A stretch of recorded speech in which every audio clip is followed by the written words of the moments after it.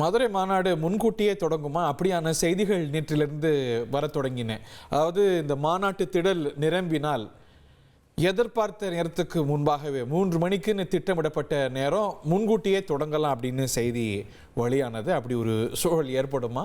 அதற்கான அறிகுறிகள் இருக்கின்றன. செய்தியாளர் பிரபாகரன் களத்திலிருந்து இணைகிறார். நீங்க பார்க்கறத கேட்கறத விரிவா விளக்கி சொல்லுங்க பிரபாகரன். தமிழக வெற்றி கழகத்தோட 2வது மாநில மாநாடு களை கட்டியிருக்குன்னே சொல்லலாம். இன்னைக்கு அதிகாலை 4 மணிலிருந்தே இந்த மாநாட்டுக்கு பார்க்கறதுக்காக தொண்டர்கள் தொடர்ந்து வந்துட்டு இருந்தாங்க. காலையிலிருந்தே மாநாட்டு திடலுக்குள்ள போலீஸாரும் சரி, அவங்க போட்டிருக்க பாதுகாவலர்களும் சரி, வரக்கூடிய தொண்டர்களை அவர்களுக்குன்னு ஒதுக்கப்பட்டிருக்கக்கூடிய வாழையில் மூலமா உள்ள அனுமதிச்சு வந்ததை நம்மளால காட்சிகளில் காலையிலிருந்தே பார்த்து வந்துட்டு இருக்கோம். தொடர்ந்து தொண்டர்களோட வருகை அப்படிங்கிறது அதிகரிச்சுக்கிட்டே இருக்கு நேரம் ஆக ஆக. இப்போதைக்கு நம்மளால கழுகு பார்வை காட்சிகள்லையும் பார்க்க முடியுது. மாநாட்டு திடலுக்குள்ள அந்த ரேம்புக்கு இரு புறங்களும் முதற்கட்டமா தொண்டர்கள் முழுவதுமா நிரம்பி இருக்கிறத நம்மளால காட்சிகளை பார்க்க முடியுது. இப்போ வரைக்கும் மாநாட்டு திடலுக்குள்ள ஒட்டுமொத்தமா சுமார் 2 லட்சத்திற்கும் அதிகமானோர் வந்திருப்பாங்க அப்படிங்கிறது தான் நிர்வாகிகளோட தரப்புல இருந்து நமக்கு சொல்லப்படக்கூடிய தகவலா இருக்குது. இப்போ நம்ம இந்த இடத்துல தொண்டர்கள் தொடர்ந்து வரக்கூடிய நிலையில இந்த பகுதிக்கு தொண்டர்கள் இருக்காங்க.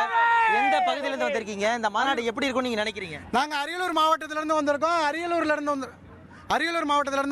அரியலூர்லேருந்து வந்திருக்கோம்.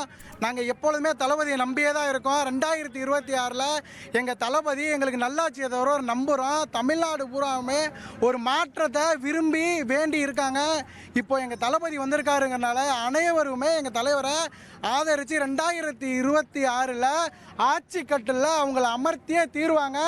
அதனால் திரும்பவும் சொல்லிக்கிறேன், 2026 எங்கள் தளபதி தான் ஆட்சியை பிடிப்பாரு.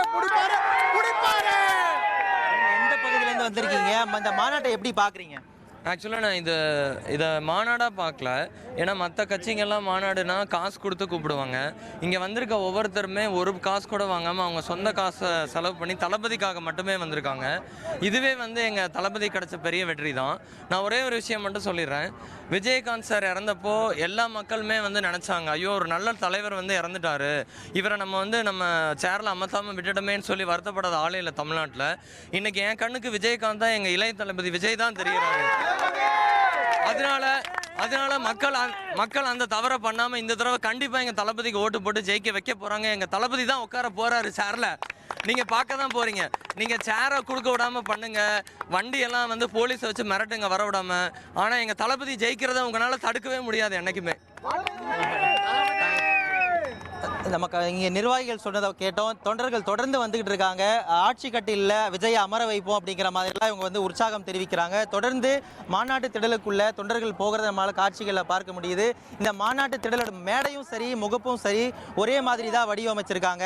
அந்த முகப்பில் பார்த்தோம்னா வரலாறு திரும்புகிறது, வெற்றி பேரணியில் தமிழ்நாடு அப்படிங்கிற ஸ்லோகனோட தான் இதை ஆரம்பிச்சிருக்காங்க. விஜய் அந்த ரேம்ப் வாக்கில் நடக்கும்போது அவருடைய தீம் பாடலும் வைக்கப்படும் எதிர்பார்க்கப்படுது. தொடர்ந்து உள்ள வந்துகிட்டே இருக்காங்க.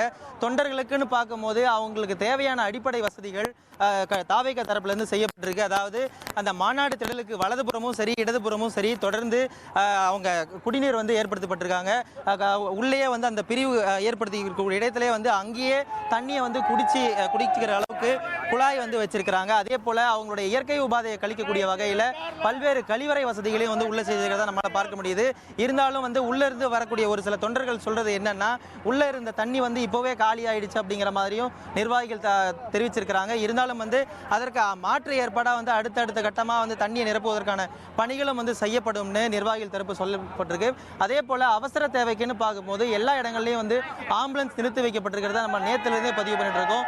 இப்போதை கூட உள்ள அடிக்கடி ஆம்புலன்ஸ் அவங்களுக்கு தேவையான எந்தெந்த இடத்துலலாம் அவசர தேவைகளுக்கு பயன்படும் அவங்க எதிர்பார்க்குறாங்களோ அந்த இடத்துலலாம் தொடர்ந்து ஆம்புலன்ஸ்களை வரவழைச்சு நிற்க வச்சிருக்கிறத நம்மளால இங்கே களத்தில் சொல்ல பார்க்க முடியுது.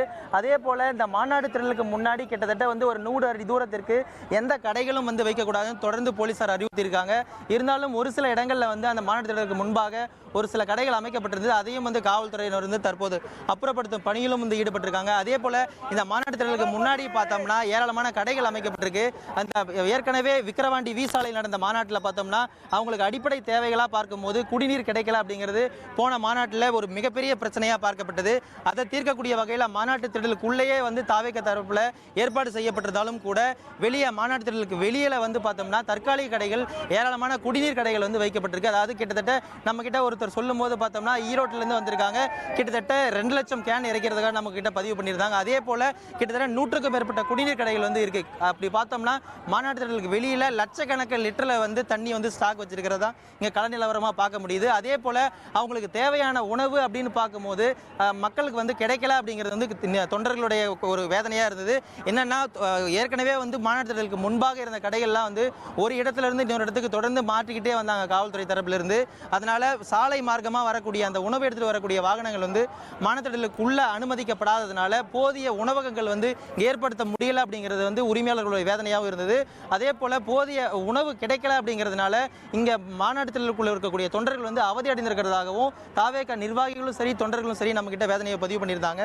இருந்தாலும் வந்து இதுக்கு தாவேக தரப்புல ஏற்கனவே சொல்லியிருந்தாங்க, தங்களுக்கு தேவையான உணவு போன்றவற்றை வந்து வெளியே சாப்பிட்டு தான் உள்ள வரணும், உள்ள இருந்தாலும் குடிநீர் போன்ற அடிப்படை வசதிகளை நம்ம தருவோம் அப்படிங்கிற மாதிரி தான் தாவேக தரப்புல சொல்லப்பட்டிருந்தது. இருந்தாலும் வந்து தொடர்ந்து இங்கே பல லோடுகளில் வந்து தொடர்ந்து தண்ணீர் லோடு வந்துகிட்டு இருக்கு. அது மட்டும் இல்லாமல் அவங்க வந்து இந்த வெயிலை சமாளிக்கக்கூடிய வகையில் வெள்ளரிக்காய், தர்பூசணி போன்ற பழங்களும் வந்து வச்சிருக்கிறாங்க. அதே போல் இந்த பகுதியிலன்னு பார்க்கும்போது அதிகபட்சமாக இந்த கரும்பு சாறு கடைகள் வந்து அதிகமாக வச்சிருக்காங்க. இந்த மாநாட்டு திடலுக்கு முன்னாடி மாநாட்டு திடலுக்கு வரக்கூடிய தொண்டர்களும் சரி, உள்ள ஏற்கனவே இருக்கக்கூடிய தொண்டர்களும் சரி, அவர்களுக்கு தேவைப்படும் போது வெளியே அவங்களுக்கு தேவையான ஐஸ்கிரீம் ஜூஸ் போன்றதெல்லாம் வந்து குடிச்சு தங்களை வந்து ஆஸ்வாசப்படுத்திக்கிறாங்க. இருந்தாலும் வந்து தொடர்ந்து வெயில் அதிகரிச்சுக்கிட்டே வந்துட்டு இருக்கு. அதே போல தொண்டர்களுடைய வருகையும் வந்து வெயிலையும் பொருட்படுத்தாமல் அதிகரிச்சுக்கிட்டே இருக்கு. வரக்கூடிய தொண்டர்கள் எல்லாமே வந்து தாவேக கொடியை ஏந்திக்கிட்டு வந்துட்டு இருக்காங்க. அதே போல தாவேக கொடி சின்னம் பொருத்திய கொடை பிடிச்சிட்டு வந்துட்டு இருக்காங்க. இதெல்லாமே வந்து நம்ம மாநாட்டு மெயின் என்ட்ரன்ஸ்ல வந்து நம்ம கள நிலவரமாக பார்க்க முடியுது. தொடர்ந்து இன்னும் ஒரு சில மணி நேரங்களில் வந்து உள்ள மாநாட்டுக்குள்ள மொத்தமாக அந்த நாற்காலிகள் வந்து நிரம்பிவிடும் அப்படிங்கிறது தான் தற்போதைய கள நிலவரமாக நம்ம இங்கே பார்க்குறோம். இந்த நாற்காலிகள்லாம் ரொம்பினா மாநாடு முன்கூட்டியே ஆரம்பிக்கக்கூடிய ஒரு சூழல் உருவாகும் அப்படின்னு அறிவிச்சிருந்தாங்க. உங்கள் தந்திவன் தொலைக்காட்சியில் காவலன் வியாழன் தோறும் இரவு 8 மணிக்கு காண தவறாதீர்கள்.